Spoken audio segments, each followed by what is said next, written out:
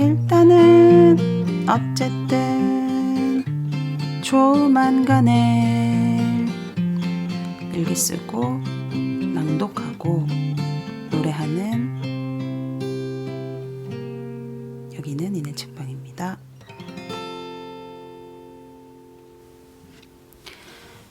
네, 이내 책방 라디오 일단 어쨌든 조만간에 저는 이내입니다. 오늘은 5월 23일 노무현 대통령의 서거일이죠. 기억이 나요. 제가 영국에 있었을 때인데 친구가 연락을 했더라고요. 노무현 대통령님이 돌아가셨다. 근데 그날이 제 생일이었어요. 그래서 항상 제 생일은 뭔가 죽음을 한 번 더 생각하게 되는 그런 날이 되기 시작했죠. 10주기인가요? 그랬던 것 같습니다. 오늘은 생일을 맞아서 뭔가 평상시에도 하는 산책이지만 의미화를 한 특별한 산책을 하고 싶어서 목욕 재개하고 집을 나섰죠. 근데 저희 집 앞에 복순이라는 그 반장님 집 고양이가 있어요. 그 고양이가 항상 그 길에 차가 안 다니는 길이어서 이렇게 가만히 앉아서 있는데 가까이 다가가면 이렇게 소리를 내고 만져주면 엄청 좋아해요. 그래서 복순이랑 이렇게 잠깐 놀았는데 너무 고맙더라고요. 뭔가 어떤 생명체가 아무 이유 없이 반겨주고 좋아해준다는 게 되게 고마워서 평소에도 자주 마주치고 평소에도 자주 인사를 하지만 오늘은 더욱 특별한 시간처럼 느껴졌어요. 그리고 좋아하는 동네 공원을 걷다가 원래는 혼자서 하루 종일 보낸 계획이었는데 이틀 전에 다른 일로 친구들을 만났다가 이제 제 생일을 기억해 준 친구가 생일날 뭐 하냐고 물어서 아무것도 안 한다고 하니까 만나서 저녁을 먹자라고 해서 급 뜬금없는 모임이 만들어져서 정말 먼 동네까지 다녀오게 되었어요. 해운대 근처에 다녀왔는데 진짜 집에서 멀어서 다른 도시 가는 기분이거든요. 근데 전에 해운대를 걷다가 어떤 카페에 들어갔는데 굉장히 느낌이 좋았거든요. 그래서 거기를 다시 가보고 싶어서 친구 데리고 갔어요. 그때는 1층에 앉아서 커피를 마셨는데 우선 커피가 너무 맛있었고 그 1층 분위기가 누군가의 집 거실 같았어요. 그래서 정말 마음이 편했고 세 번째 충격은 화장실에 갔는데 손을 닦는 게 손수건이었어요. 그래서 손수건이 여러 장이 이렇게 비치되어 있어서 손을 닦고 그걸 이제 옆에 모아서 빨아서 다시 해두는 시스템 같았거든요. 그래서 그 모든 분위기에 반해서 언젠가 꼭 다시 오겠다. 근데 이제 그 카페를 갔던 날이 부산에 코로나 첫 확진자가 생겨서 그 자리에 앉아서 그 뉴스들을 막 들었었거든요. 그리고 그날 이후로 자가 격리를 시작했어요. 그리고는 이제 다시 가보고 싶었던 곳에 오늘 가게 된 거죠. 근데 오늘은 제가 인상적으로 보았던 1층이 아니라 신발을 벗고 올라가야 되는 다락에 올라갔었는데 거기가 또 너무 좋은 거예요. 낮은 천장에 엄청 편한 그 소파, 이렇게 등받이 높이 조절되는 소파들이 놓여 있고 창밖을 내다볼 수도 있는 좌석도 있었고 이제 저희는 이제 구석자리에 자리 잡고 앉아서 커피를 마셨는데 그 다락방의 분위기가 어땠냐면 일단 강아지 2마리가 있었어요. 굉장히 나이 많은 진짜 조그만한 요크셔 테리어가 걷는 것도 너무 힘겹게 요 테이블 저 테이블 돌아다니면서 계속 인사를 하고 있었고 그 아이는 이름이 웅이었어요. 그리고 이제 그 카페의 강아지가 까만색 푸들이라고 해야 되나? 5개월밖에 안 된 애기였는데 코나라는 친구가 엄청 뛰놀고 있었어요. 그리고 그 아이들과 놀아주는 한 초등학생쯤 돼 보이는 남자애도 있었고 그 초등학생 남자애를 데리고 온 약간 이모뻘의 분들이 계셨고 교복을 입은 여자아이들 3명이 올라와서 자리를 잡고 막 강아지한테도 관심을 보이고 막 대화도 나누고 그리고 이제 우리가 있고 어떤 커플도 앉아있다가 가고 근데 어느 순간에 너무 기분이 좋더라고요. 다양한 연령대 다양한 종들이 뭐 그렇게 다양한 종까지는 아니지만 한 자리에 너무 편안하게 모여있다는 그 느낌이 너무 좋아서 기분이 정말 좋았어요. 그래서 너무 기분이 좋아서 그 어린이랑 막 말을 섞고 놀았거든요. 질문도 하고 막 그랬는데 나중에는 급기야는 그 어린이가 자기 집에 있는 강아지랑 영상통화를 시켜줬어요. 그래서 의연하게 이제 처음 보는 강아지와 영상통화를 했지만 그 장면이 너무 웃겨요. 그리고 계속 힘겹게 걸어서 자주 인사하러 왔던 우웅이도 너무 잊혀지지가 않고 나중에 코나가 조그만한 강아지가 이 테라스 쪽으로 나가더니 토를 좀 하더라고요. 그러더니 엄청 피곤했는지 우리 자리에 소파 위로 탁 올라가더니 거기서 이렇게 쉬는 거예요. 그 모습도 너무 웃겼고 그래서 약간 비현실적으로 행복한 시간이었네요. 그리고는 이제 저녁을 먹으러 또 다른 비건 식당에 갔는데 거기에는 또 별똥이라는 코카 스파니엘이 있거든요. 그래서 걔가 엄청 배고픈 상태로 들어와가지고 계속 먹을 걸 달라고 해서 야채랑 뭐 참외랑 이런 거 좀 나눠 먹었는데 정말 맛있게 잘 받아 먹더라고요. 그래서 본의 아니게 정말 동물 친구들이 가까이에 있었던 그런 하루를 보내서 그래서 제가 이제 잠깐 미뤄두었던 아무튼 비건의 마지막 부분을 어쨌든 낭독해서 읽었고요. 조만간의 노래는 생일을 맞은 저에게 어울리는 가사 그럼에도 불구하고 한번 불러보았어요. 그럼에도 불구하고가 진짜 오래전에 어떤 친구가 크리스마스 무렵에 끄적거려 놓고 간 시로 만든 저의 태어나서 두 번째로 만든 노래였는데 그 친구가 애틋한 사물들이라는 단행본을 최근에 냈더라고요. 아직 읽어보지는 못했는데 그냥 SNS로만 봤어요. 그래서 읽어보고 싶다라는 생각만 하고 있어서 오늘 노래 부르면서 한번 생각을 다시 했어요. 꼭 사서 읽어봐야겠다고. 네, 그래서 오늘은 이렇게 길었던 하루를 조잘조잘 일기에 녹음하고 굉장히 편안하게 잠들 수 있을 것 같아요. 어쨌든 낭독. 어제 갑자기 잠깐 아무튼 계속으로 옮겨갔다가 다시 돌아온 아무튼 비건 첫 챕터의 마지막 부분입니다. 17페이지. 동물이 나에게로 왔다. 세상 누구나처럼 나도 아주 어릴 때 동물을 타자화해버렸다. 그림책과 상상 속에선 동물을 좋아했지만 내 일상과 연결하진 못했다. 그러다 계기가 생겼다. 2008년에 쓴 혜성을 닮은 방이란 책에서 나는 이상한 이론을 몇 개 만들어냈는데 그중 하나가 MC, 미디어 커리큘럼, 매체 커리큘럼이었다. 우리는 살면서 수없이 많은 매체들을 접하는데 가끔은 그 매체들이 자꾸 신호를 보내오는 듯한 묘한 느낌이 들 때가 있다. 가령 페소아라는 정체불명의 시인이 있다고 치자. 우연히 본 신문 기사에, 서점에서 스쳐 지나가며 본 책 제목에, 버스에서 들리는 라디오 방송 책 소개 프로그램에 자꾸만 페소아라는 말이 반복해서 들린다.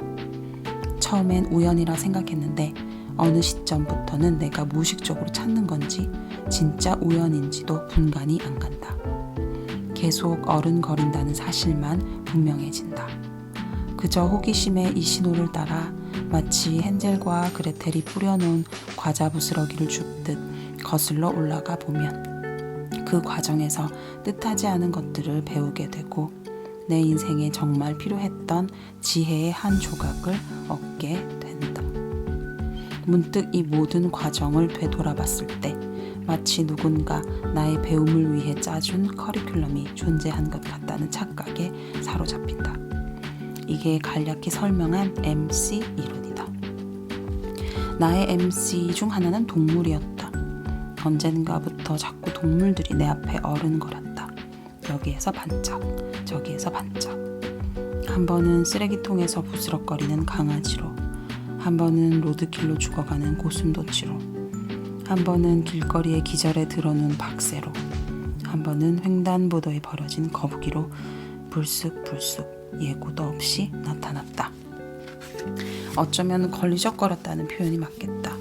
때로는 도저히 그냥 지나칠 수 없어 거두어 묻어주거나 보살펴주기도 했지만 많은 경우 부담이 되기도 했기 때문이다. 한 생명에 대해 책임감을 발휘하는 일이 어디 쉬운가? 무엇보다도 자꾸 동물들과 마주치다 보니 어느 날부터 내가 아무 생각 없이 먹고 있던 음식이 생명으로 보이기 시작한 게 문제였다. 당시에 나는 개를 한 마리 키우고 있었는데 내가 이 동물에게 주는 음식도 동물이잖아 라는 생각이 들었다. 그럼 사료가 되는 동물의 운명은 뭐지? 제법 견고하게 타자화해놓은 줄 알았던 생각에 작은 균열이 같지만 무시했다. 외면은 어렵진 않았다. 누구나 하니까. 근데 마음 한편에 여전히 깨름직하게 남았다. 그러다 그렇게 덮어둔 찜찜함이 외부로 터져나온 날이 왔으니 바로 2010년의 돼지 생매장 살처분 사건이다. 적지 않은 한국인들이 이 사건으로 어떤 환멸을 느끼고 나처럼 타자화에 실패했던 것 같다. 사실 가슴이 살아있는 사람이라면 그럴 수밖에 없지 않을까. 그 지옥 같은 광경을 보고도 아무 느낌이 없다면 솔직히 문제가 있는, 적어도 만나서 차 한잔하고 싶지는 않은 사람이다.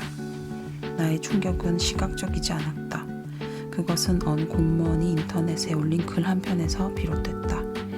그는 살처분을 맡은 보건 담당 직원이었다. 하루 종일 돼지를 땅에 파묻고 꿀꿀한 기분으로 당직을 서야 했던 그는 새벽에 이상한 소리를 듣고 깬다. 나가보니 낮에 산채로 묻힌 수천 마리 돼지 중 두세 마리가 밤새 사력을 다해 땅을 파서 거의 지면에 도달하려던 자였다. 이를 발견한 현장 감독관의 지시로 이 공무원은 삽을 들어 돼지들의 두개골을 후려쳐 다시 땅에 묻어버린다.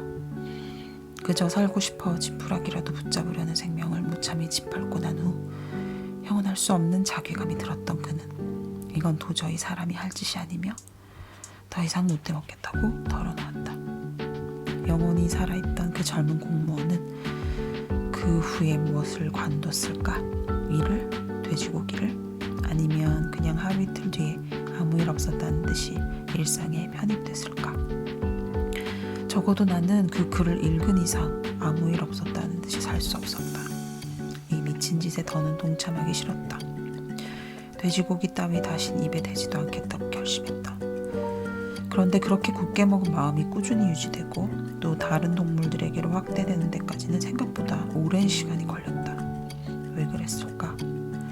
그때는 그저 불쌍하다, 이건 아니다 라는 동정심 뿐이었던 것 같다. 물론 감정과 공감 능력은 굉장히 소중하지만 무엇이든 오래 가려면 철학, 논리, 정보, 과학으로 잘 뒷받침돼야 하는 법이다. 이 작은 책이 이것들을 조금이라도 제공할 수 있기를 바란다.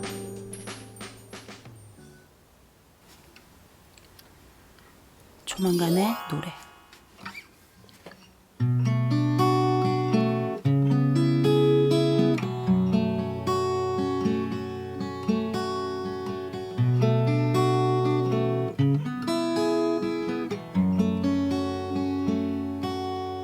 무엇을 할까요? 몰라요. 무엇을 하나요? 몰라요. 무엇을 했나요? 글쎄요.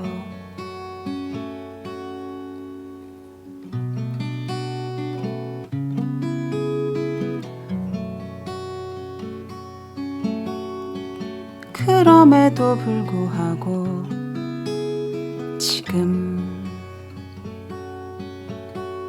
나 잘하고 있는 거죠. 여기 그럼에도 불구하고 잘하고 있는 거죠.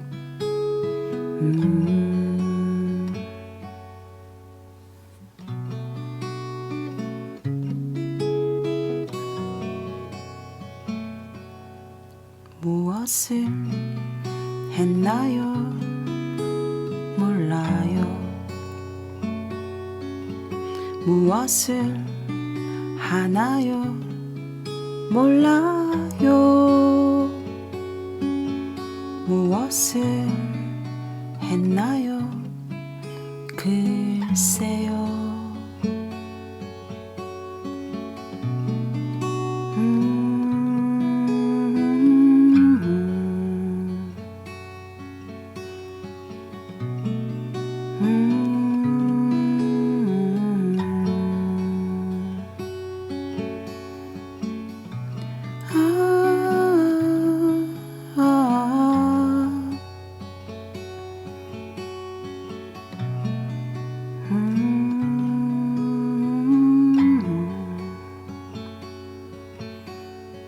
그럼에도 불구하고 지금 나 잘하고 있는 거죠. 여기 그럼에도 불구하고 잘하고 있는 거죠. 우리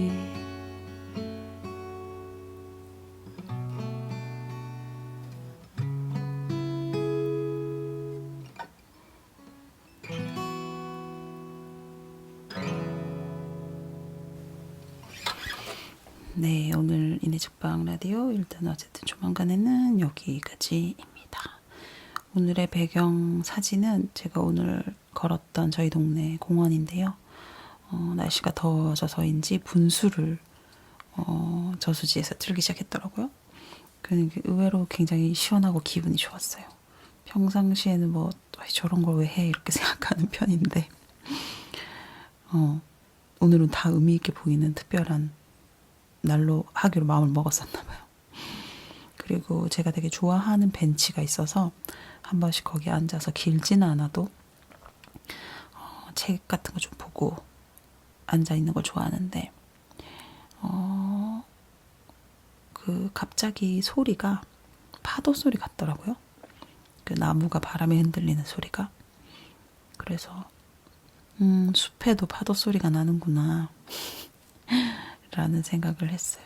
그러다가 밤에 예정엔 없었는데 이제 해운대에 갔으니까 바닷가에라도 한번 걷고 와야겠다 하고 갔는데 사람이 진짜 많더라고요. 그래서 바다에 갔다 온 건지 사람 구경을 한 건지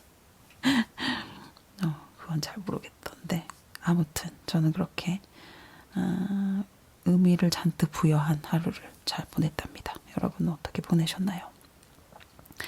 내일 일요일이네요. 네. 한 일주일도 정리하고 또 새로운 일주일 시작하는 그런 지점으로 잘 보내시길 바래요. 네. 우리 다시 시작해 봐요.